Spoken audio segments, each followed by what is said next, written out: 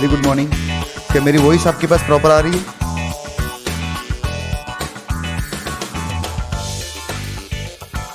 Yes sir. Rohit, Mahima, clear. Shweta, Akshat, very very good morning. चलिए आज हम इंटरनेशनल टैक्सेशन वाला पॉइंट यहाँ स्टार्ट कर रहे हैं आज।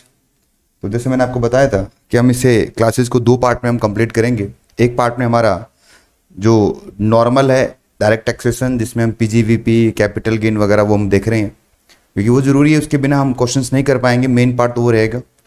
दूसरा आपका जो जो पार्ट बी जिसको आप बोलते हैं वो इंटरनेशनल टैक्सेशन है। आपके मॉड्यूल को भी हम आज ओपन करेंगे यहाँ पर। तो इंटरनेशनल टैक्सेशन का वाला जो पार्ट है बेटा, उसमें कुल मिला के 4 पॉइंट्स हैं, जिसमें सबसे पहला पॉइंट हम DTAA हम स्टार्ट करने वाले हैं। तो एज यूजुअल सब कुछ लिखेंगे, सब कुछ समझेंगे, और ये जो पॉइंट है बेटा, इसमें आपको 8 नंबर का एग्जाम में क्वेश्चन मिलना ही मिलना है, कंफर्म मिलना है। एग्जाम की 5 तरह के जितने भी क्वेश्चन हैं उनको भी हम साथ साथ में कंप्लीट कर देंगे, ठीक है। तो मेरे साथ साथ स्टार्ट कीजिए आप इंटरनेशनल टैक्सेशन, और बहुत इजी टॉपिक है। सबसे पहले आपका DTAA या DTA लिखो बेटा, DTA।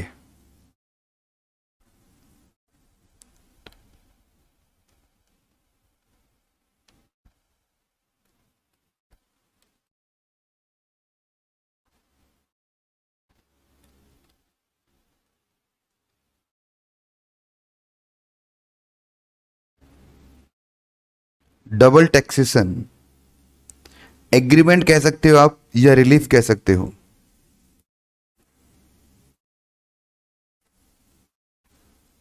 जैसा आपको सही लगे।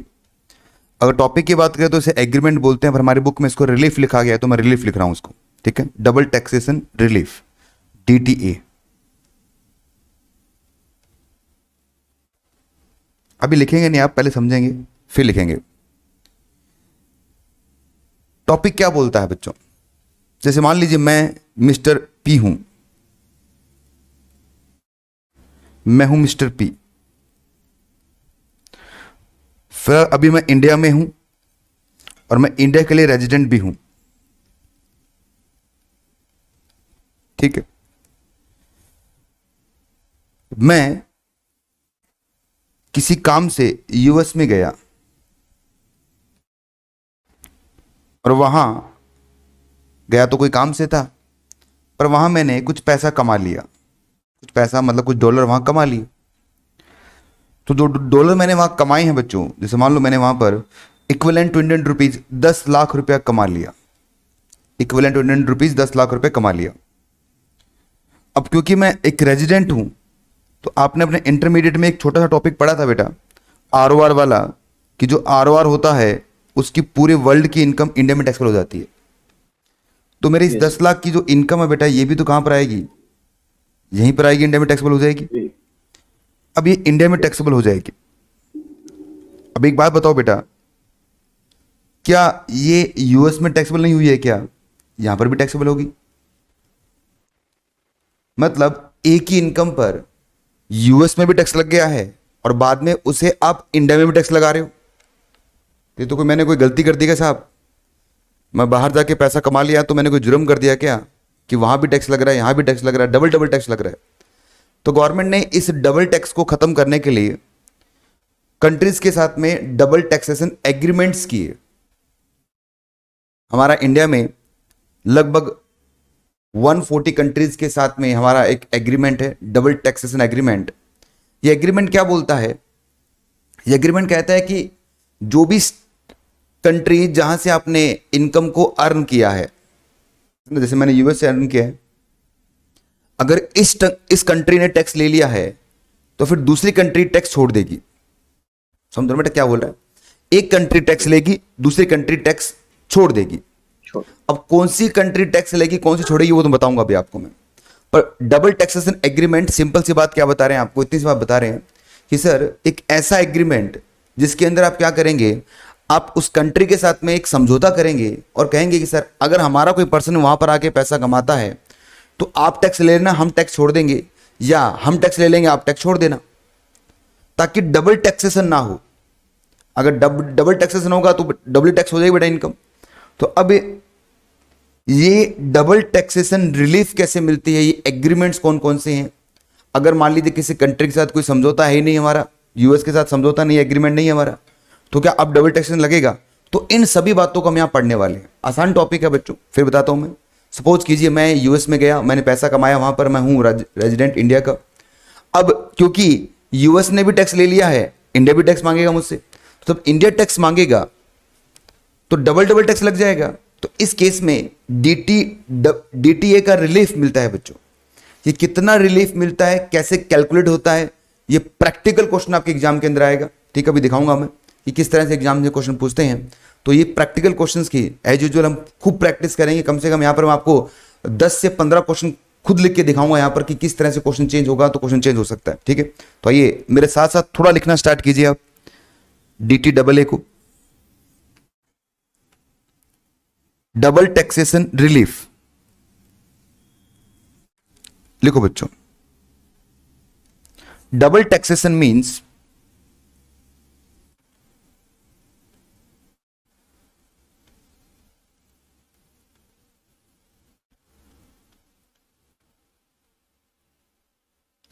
क्या मतलब है इसका?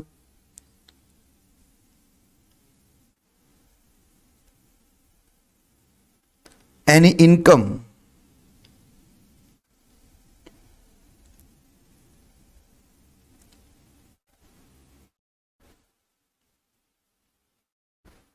same income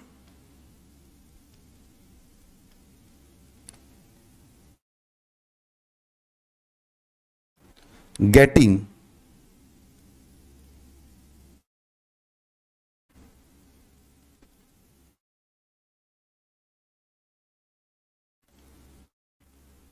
taxed twice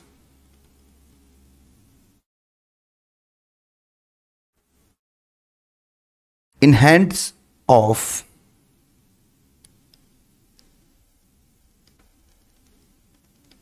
recipient, मतलब that is एसएससी।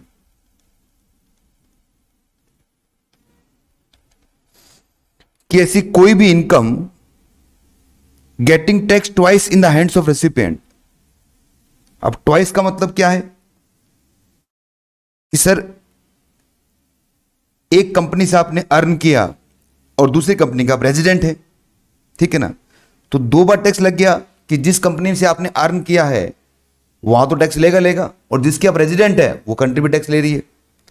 तो एक ही इनकम पर आपने दो बार टैक्स पे कर दिया।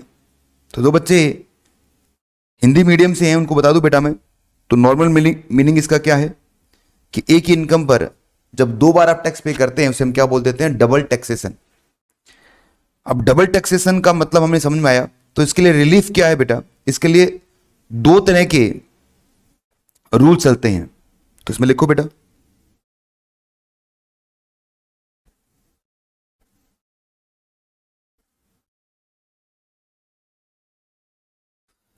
एनी कंट्री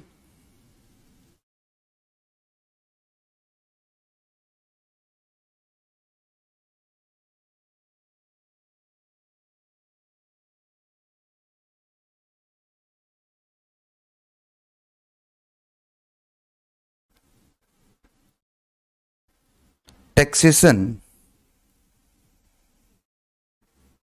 एक काम लिखो, लिखो टैक्स लिखो सिर्फ। Any country tax income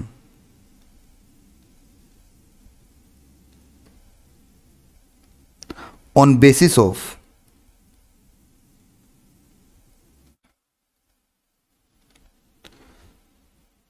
to rules. ये दो रूल कौन कौन से अब आपके?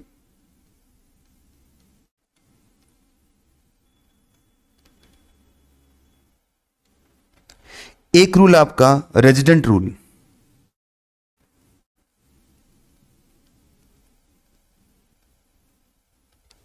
और एक है सोर्स रूल।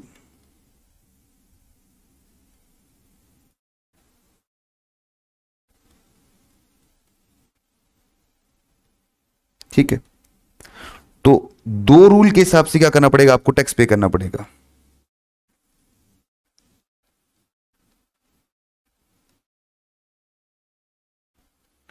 एक तो है रेजिडेंट रूल और एक है बच्चों सोर्स रूल।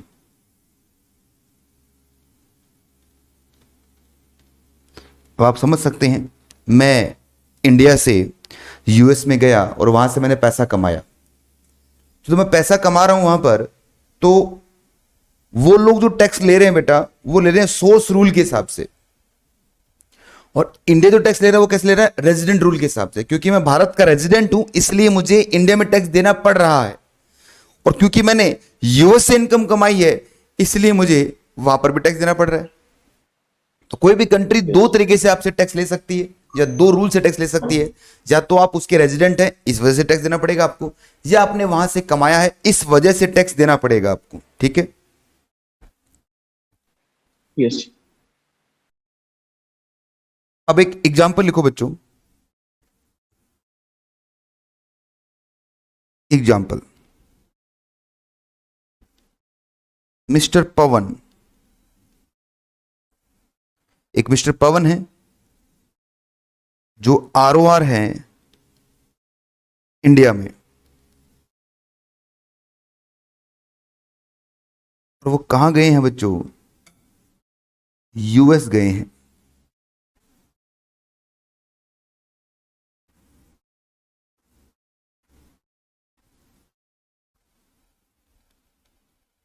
ड्राइविंग इनकम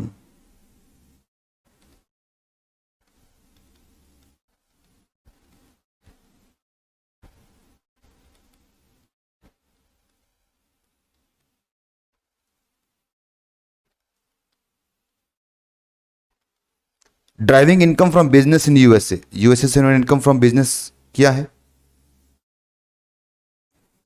अब मुझे बताओ बेटा, इंडिया किस बेसिस पे टैक्स लेगा?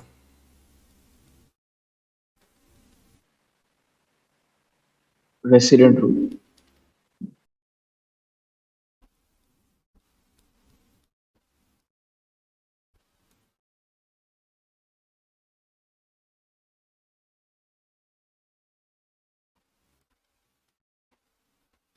और यूएस किस बेसिस पे टैक्स लेगा? Source rule.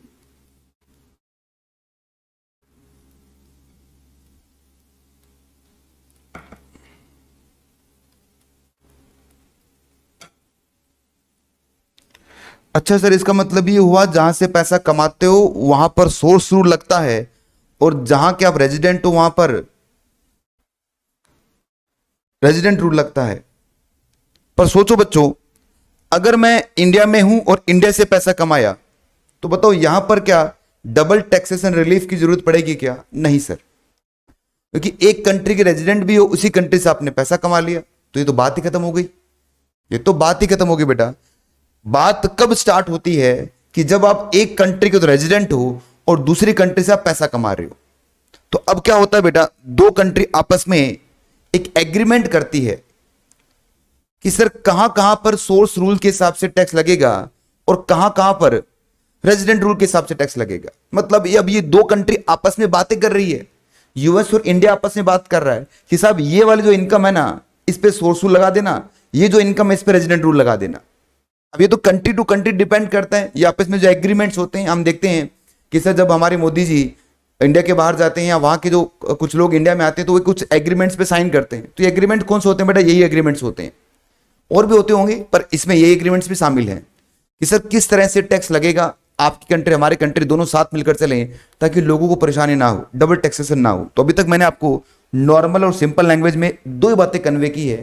पहली बात, डबल टैक्सेशन का मतलब क्या होता है कि सर जहां पर आप दो जगह टैक्स आपको देना पड़ जाए, मतलब एक ही पर्सन को दो बार टैक्स देना पड़ सकता है, उसे हम बोलते हैं डबल टैक्सेशन। इस डबल टैक्सेशन को खत्म करने के लिए क्या लेके आए बेटा? डबल टैक्सेशन रिलीफ लेके आए। इसके लिए क्या होता है बेटा, कोई भी कंट्री दो तरीके से टैक्स आपसे ले सकती है, या तो रेजिडेंट रूल के हिसाब से या सोर्स रूल के हिसाब से। अब रेजिडेंट का मतलब क्या हो गया? जिस कंट्री के आप रेजिडेंट है उसको आपको टैक्स रेजिडेंट के हिसाब से देना पड़ेगा, और जिस कंट्री से आपने इनकम को कमाया वो कंपनी, उसको किससे देना पड़ेगा? आपको सोर्स रूल के हिसाब से टैक्स देना पड़ेगा। ठीक है बच्चों? Yes sir. अब चाहे टैक्स आप कैसे भी पे करो, टैक्स आप चाहे कैसे भी पे करो, हम क्या देंगे आपको? एक रिलीफ देंगे। देखिए आप लिखिए थोड़ा सा, पहले लिखिए फिर समझाता हूं।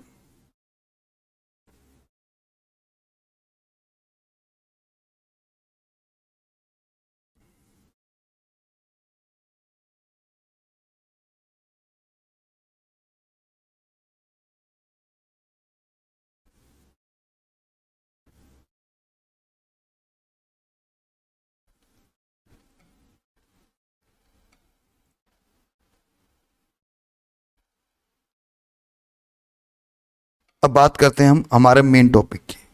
अभी तक तो ऊपर मैंने ज्ञान की बातें दी आपको। अब जो आपका डबल टैक्सेशन रिलीफ होता है बच्चों, ये दो टाइप का होता है।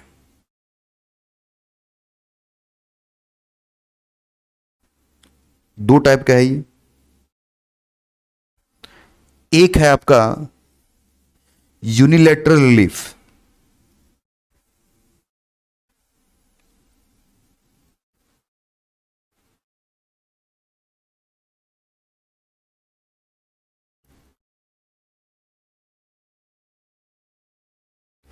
एक होती है bilateral relief.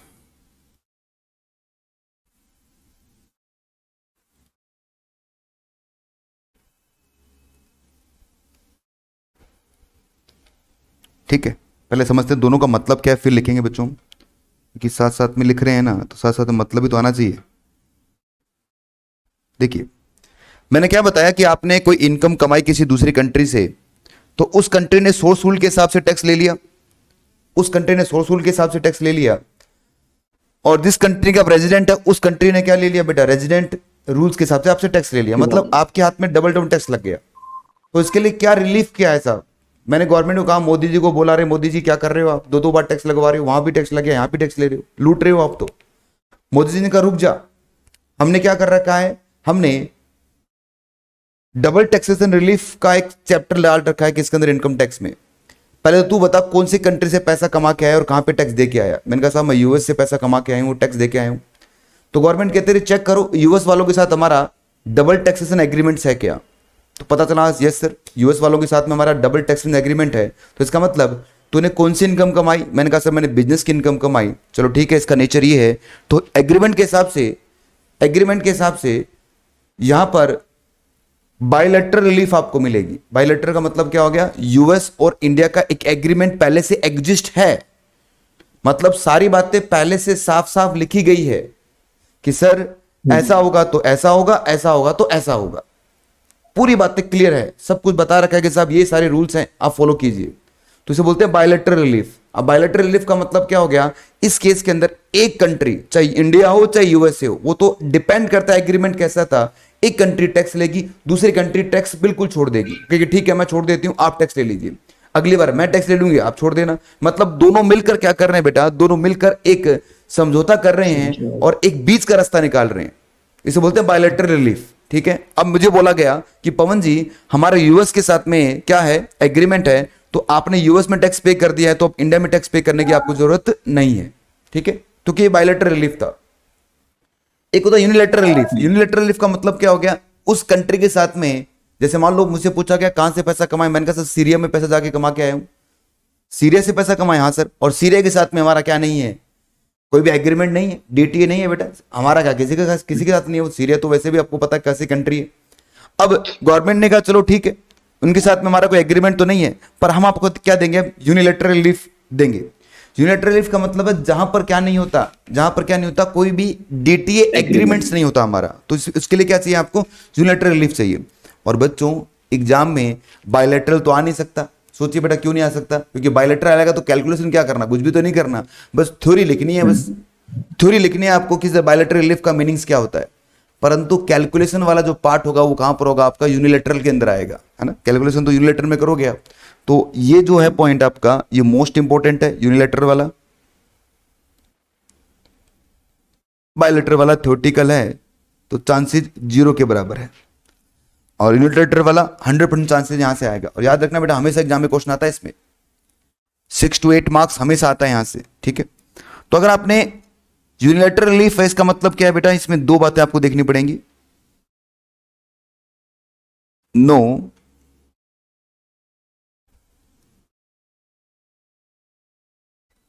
Double taxation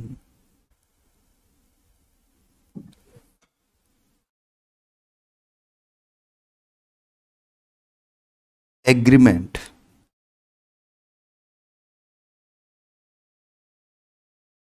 with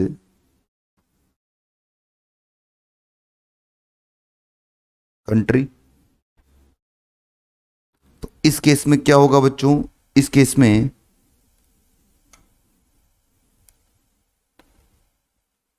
under section 91 apply हो जाएगा। और यहां पर क्या होगा बेटा, बायलैटरल रिलीफ के अंदर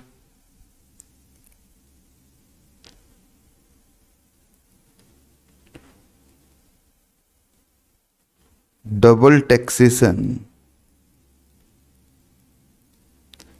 एग्रीमेंट इज एग्जिस्ट। ठीक है, और इस वजह से यहां पर under section 90 and 90A apply होगा। सर ये दो सेक्शन, हाँ बेटा पढ़ेंगे तो बताऊंगा कौन कौन से वो दो सेक्शन है।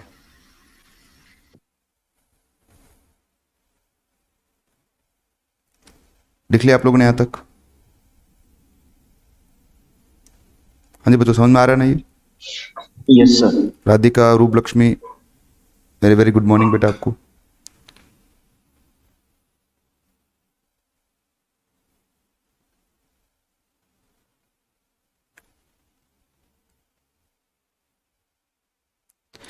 अब ये जो आपका बायलैटरल रिलीफ होती है बेटा, वो दो टाइप की होती है।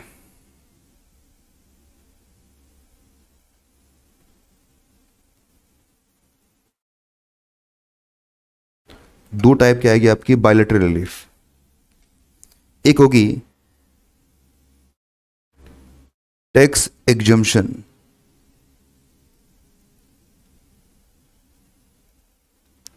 Tax exemption method. एक होगा टैक्स क्रेडिट मेथड।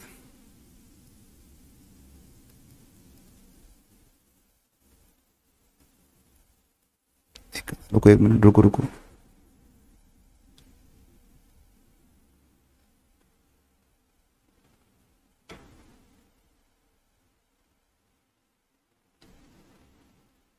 देखिए बहुत ही शानदार तरीके से अपने नोट्स बनाना बेटा। ये एग्जाम से पहले सिर्फ आपको पूरा डीटीए 10 मिनट में रिवाइज करा के दिखाऊंगा मैं, विद सेक्शन नंबर। 10 मिनट में पूरा डीटीए रिवाइज कर लेंगे 8 नंबर का। बस हाँ, स्टार्टिंग में ज़रूर आपको समय लगेगा इनको बनाने में, पर जब एक बार हम पूरा नोट्स बना लेंगे तो आप खुद कहेंगे कि हाँ सर 10 मिनट में पूरा डीटीए रिवाइज हो रहा है।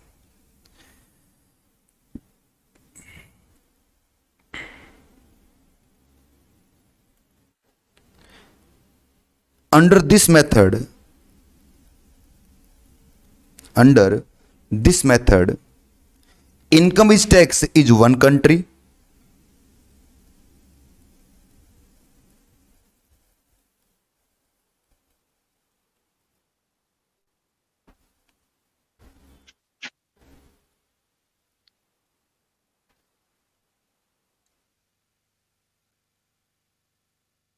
and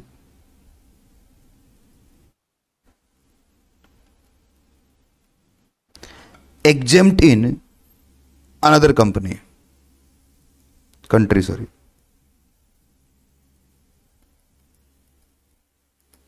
भाई एक कंट्री टैक्स ले लेगी, दूसरी कंट्री टैक्स छोड़ देगी, यही तो मेथड हुआ ना। टैक्स एग्जम्पशन मेथड का मतलब क्या हो गया कि साहब एग्जम्पशन दे देंगे हम। तो यूएस वालों ने टैक्स ले लिया है तो हमारा इंडिया वाले क्या करेंगे, टैक्स छोड़ देंगे। या इंडिया ने टैक्स ले लिया है तो यूएस वाले क्या करेंगे, टैक्स छोड़ देंगे। दूसरा है बेटा tax credit method. Under this method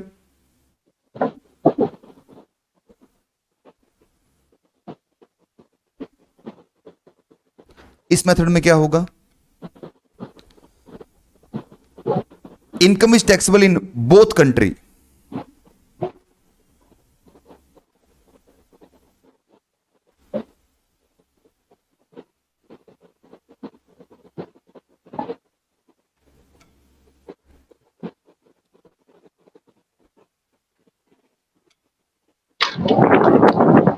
please अपना माइक ऑफ कर दीजिए यार, जिस बच्चे का माइक ऑन है, कुछ बोलना हो तो उस समय ऑन क्या करो आप। Under this method income is taxable in both countries and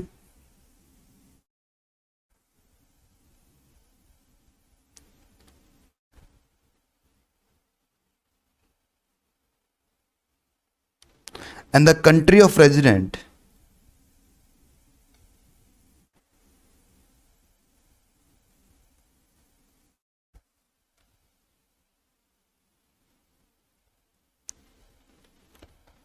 allowed tax credit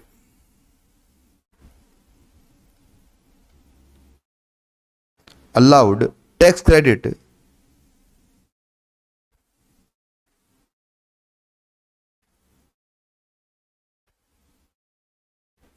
tax paid to source country।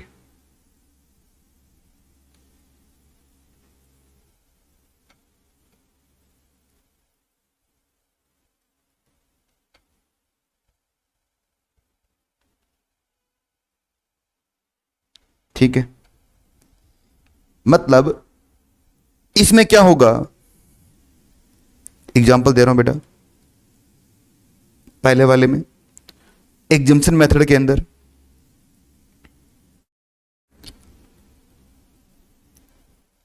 ये इंडिया है, ये यूएसए है। अगर इनकम पे टैक्स ऑन इंडिया हो गया है तो एग्जम्प्ट फ्रॉम यूएसए हो जाएगा। अगर किसी इनकम पर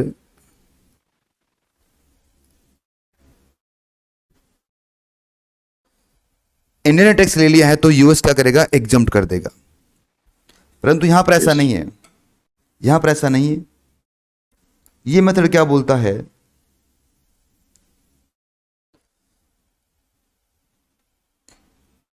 ये कहता है कि अगर इंडिया ने टैक्स ले लिया है,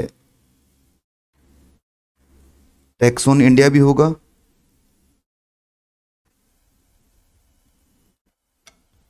और यूएसए के हिसाब से टैक्स ऑन यूएसए भी होगा। पर बाद में क्या होगा बच्चों, क्योंकि आप इंडिया के रेजिडेंट हैं,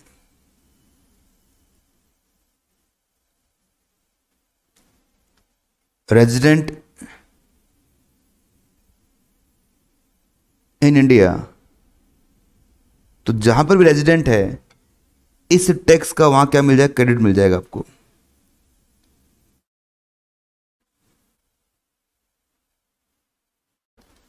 ये क्रेडिट कैसे मिलेगा उसके लिए मैं आपको एग्जांपल्स लिखवाऊंगा बच्चों, पर अभी नहीं, पहले कुछ रूल्स पढ़ेंगे उसके बाद में इस एग्जांपल्स को लिखेंगे।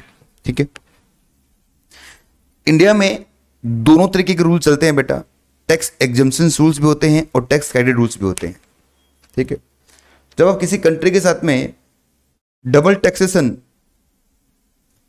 अवॉइडेंस एग्रीमेंट्स करते हैं तो डिपेंड करता है कि कौन सी पॉइंट्स पर आप आके बात आपकी समझ में आती है। जैसे आपने कहा कि सर हम टैक्स एग्जम्पशन मेथड यूज करेंगे, तो कहेंगे ठीक है साहब, तो हमारी कंट्री टैक्स ले लेगी, आपकी कंट्री टैक्स छोड़ देगी। या फिर हो सकता है आप टैक्स क्रेडिट मेथड पे बात करें कि साहब जो टैक्स क्रेडिट पहले आपने दे दिया है, ठीक है। नॉर्मली जो इंडिया है बेटा वो टैक्स क्रेडिट मेथड पे काम करता है। क्यों सर? क्योंकि इंडिया का टैक्स सिस्टम काफ़ी हाई है, इंडिया का टैक्स रेट क्या है, काफ़ी हाई है बेटा, और यूएस वगैरह में टैक्स रेट कम है। तो अब मान लीजिए मैंने किसी इनकम को अर्न किया, ठीक है ना, यूएस में मैंने 10 लाख की इनकम अर्न किया। चलो मैं आपको एग्जांपल लिखवाई देता हूं, एक छोटा एग्जांपल, ताकि आपको समझ में आए ये बात पूरी है क्या। एग्जांपल, मिस्टर पी है, ये क्यों है?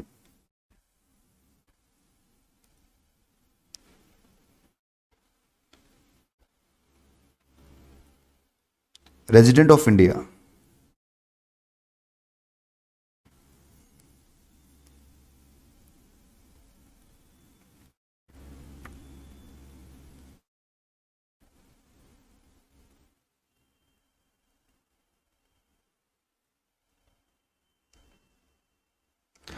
Earn income from USA 10 lakh,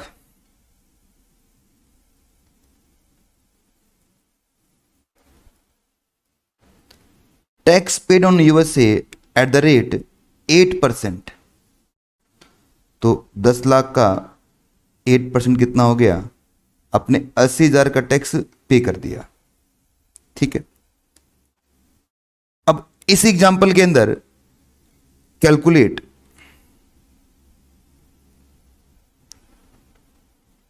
tax payable of mister P if no other income.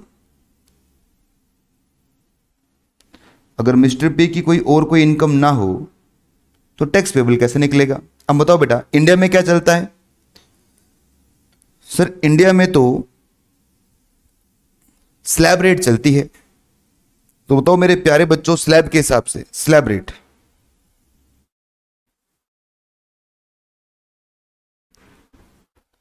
पहले 0 से लेकर 2,50,000 पे टैक्स कितना होगा, 0 आएगा।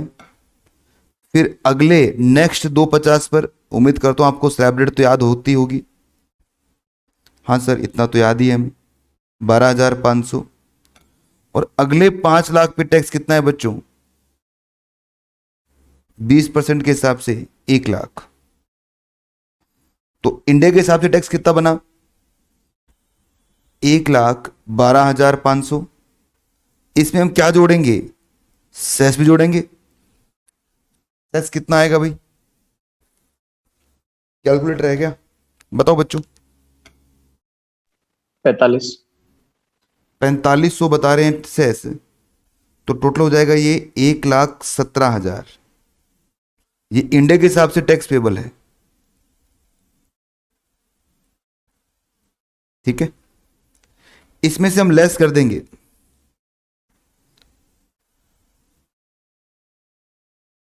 टैक्स क्रेडिट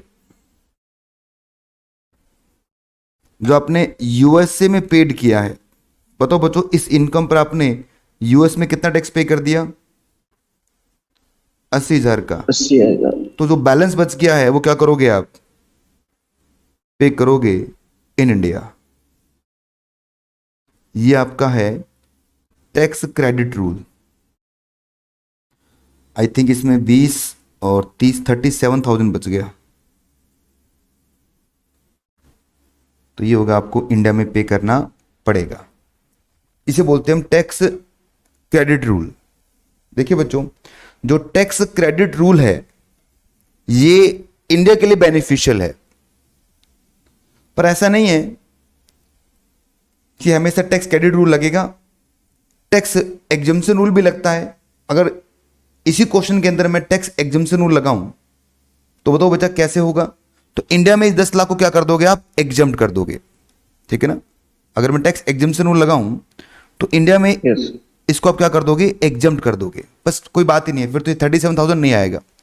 तो नॉर्मली क्या होता है बताओ बेटा, जो भी डेवलपिंग कंट्री होती है वहां पर टैक्स हाई होते हैं आपके। जैसे इंडिया में काफी हाई टैक्स रेट, हम जब टैक्स रेट्स की बात करेंगे, जब मैं आपको एनआर का, आर का, कंपनीज का टैक्स रेट बढ़ाऊंगा तो बताऊंगा कि कितनी ज़्यादा टैक्स रेट है इंडिया के अंदर, बहुत ज़्यादा हाई टैक्स रेट है।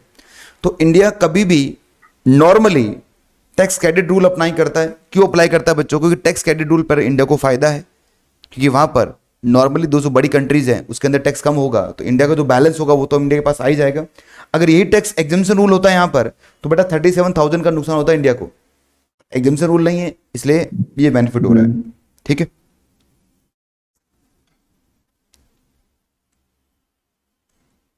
चलो बच्चों लिखना स्टार्ट करो। अब अभी दो सेक्शन है, सेक्शन 90 है और एक सेक्शन 90A है। तो पहले हम सेक्शन 90 पढ़ते हैं फिर 90A पढ़ेंगे। थ्योरेटिकल भी है, एग्जाम में भी आ सकता है। अंडर सेक्शन 90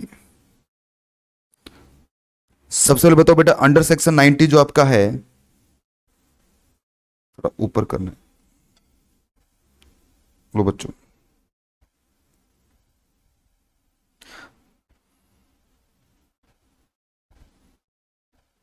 नोट करो आराम से।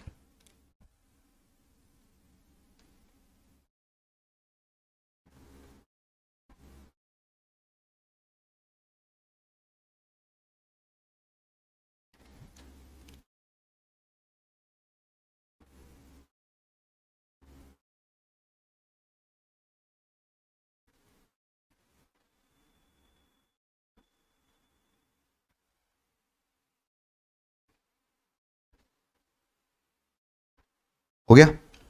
कॉपी कर लिया ना? यस। चलो, अंडर सेक्शन 19 कौन सा है बच्चों? ये बायलैटरल का है, यूनिलैटरल का है? सर ये बायलैटरल का है।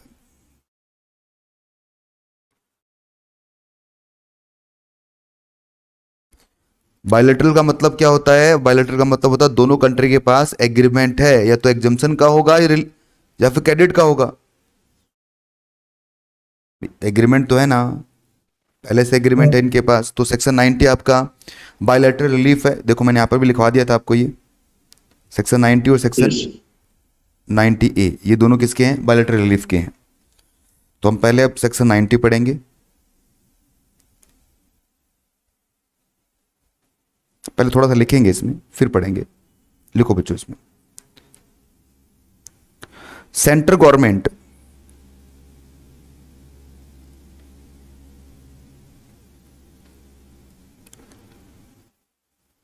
Central government may enter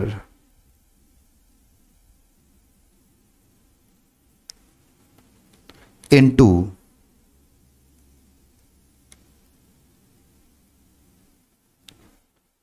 agreement with government of foreign country.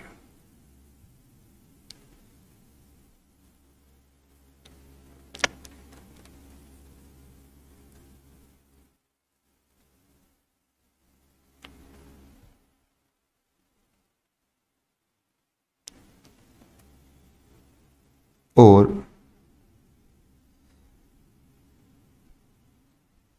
Specified territory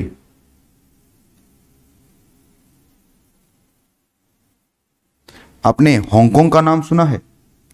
Hong Kong बेटा एक स्पेसिफाइड टेरिटरी है चाइना की। हांगकांग क्या है? एक स्पेसिफाइड टेरिटरी है चाइना की। तो जरूरी नहीं आपको पूरा चाइना के साथ में एग्रीमेंट करना है, आप एक स्पेसिफाइड टेरिटरी के साथ भी एग्रीमेंट कर सकते हैं।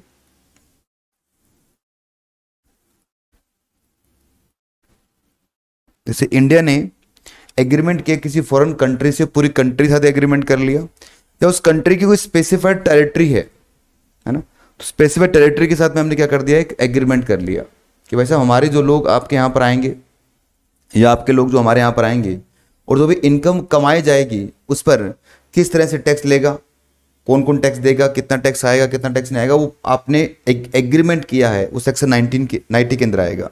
ठीक है, और ये किसके लिए एग्रीमेंट करेंगे आप? दो चीज़ों के लिए। ये जो एग्रीमेंट हुए हैं बेटा, वो दो चीज़ों के लिए करेंगे आप। ऐसे मत लिखो, इसको ऐसे लिखते हैं।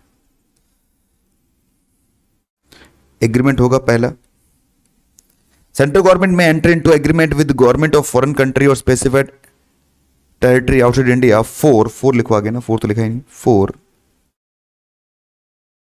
नंबर 1, ग्रांटिंग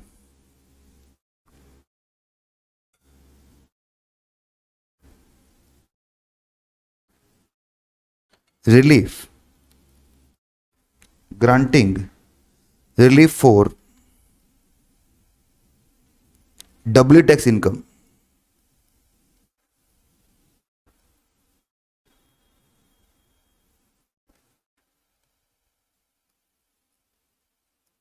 भाई आप एग्रीमेंट करेंगे तो आप क्या एग्रीमेंट करेंगे बेटा? ग्रांट करेंगे रिलीफ, कि डबली टैक्स इनकम पर किस तरह से आप रिलीफ ग्रांट करेंगे। अब नॉर्मली जो भी आपके फॉरेन कंट्री के साथ में अवॉइडेंस एग्रीमेंट्स हैं, मैं देखो क्या कहना चाह रहा हूँ आपको। नॉर्मली होता क्या है बेटा, कुछ लोग, जैसे अभी आपने नाम सुना होगा वो नीरव मोदी, नहीं नीरव मोदी नहीं, एक वो था ना अभी राहुल चौकसी जो पकड़ा जा रहा है अभी, क्या नाम उसका यार, ये पीएनबी घोटाले के साथ में किया ना उसने, मेहुल चोकसी। हाँ मेहुल चौकसी। तो ये जो मेहुल चौकसी है, इसको पकड़ के इंडिया लेके आ रहे हैं। ठीक है, तो ये कैसे लेके आ रहे हैं बेटा? हमारा क्या है, उन कंट्री के साथ में एग्रीमेंट्स है कि अगर कोई पर्सन जो आपकी कंट्री से पैसा कमाकर हमारी कंट्री में भाग के आ गया, या हमारी कंट्री से पैसा कमा के आपकी कंट्री में भाग के चला गया, तो उनको भी तो पकड़ना है। अब उनको कैसे पकड़ा जाएगा जब वहां की गवर्नमेंट सहायता करेगी? सोचिए बच्चों, एक पर्सन जो दूसरी कंट्री में जाके बैठ गया है, उस पर्सन को मैं कैसे लेके आऊं? मुझे कैसे पता चलेगा वो कितना वहां कमा रहा है? वो तो वहां के लोग मुझे बताएंगे, वहां की गवर्नमेंट मुझे बताएगी। तो मैं एग्रीमेंट कर रहे हैं कि सर अगर आपका बंदा कोई यहां पर आके कलाकारी करता है या हमारा बंदा वहां जाके कोई कलाकारी कर रहा है, तो हम क्या करेंगे, हम एक दूसरे की सहायता करेंगे। ठीक है ना? इसलिए सेक्शन 90 क्या करता है बेटा, दोनों बातें कर रहा है कि granting relief from the W tax income without creating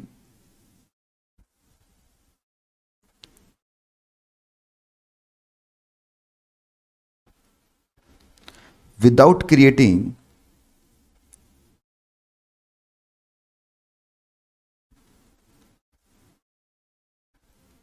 opportunity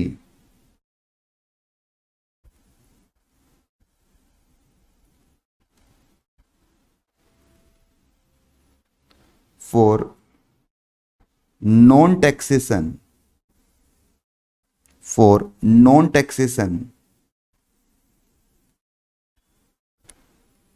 or reduced taxation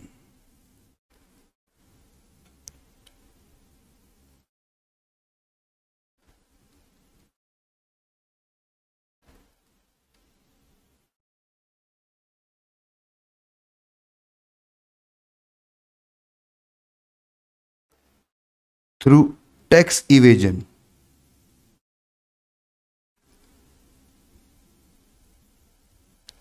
or avoidance।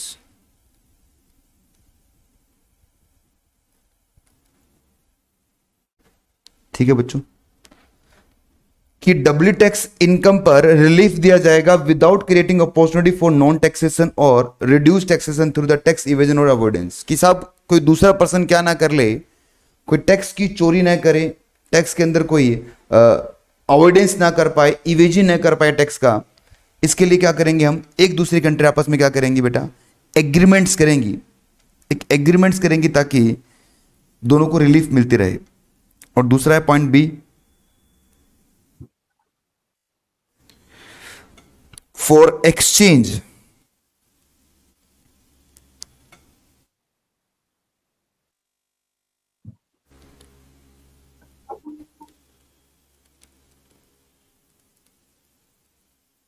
of information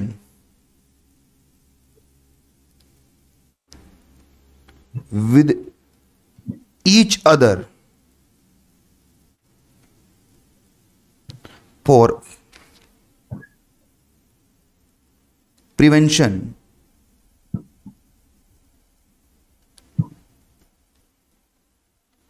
of tax evasion।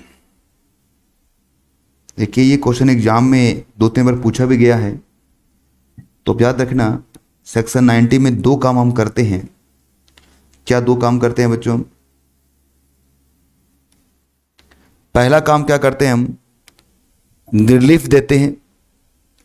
दूसरा काम एक्सचेंज ऑफ इंफॉर्मेशन करते हैं। एक मिनट पूरा लिख लो। ट्रांजैक्शंस का, इवेजन ट्रांजैक्शंस का, या फिर इन्वेस्टिगेशन का,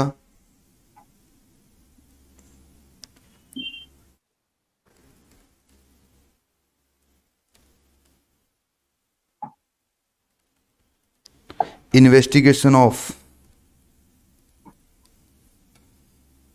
सच केस